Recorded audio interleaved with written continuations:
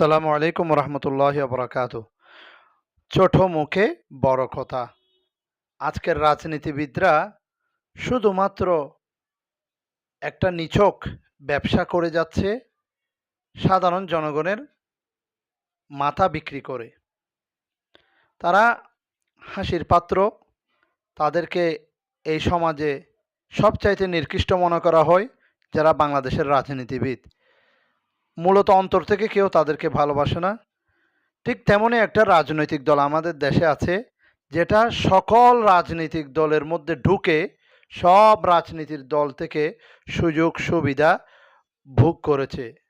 সকল রাজনৈতিক দলের ভিতরে ঢুকে ঢুকে তাদের তলে তলে তাদের গোড়া মেরেছে,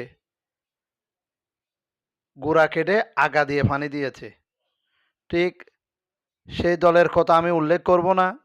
তারা ইসলামের নাম ভাঙিয়ে চলার কারণে তাদের আজকের এই পতন।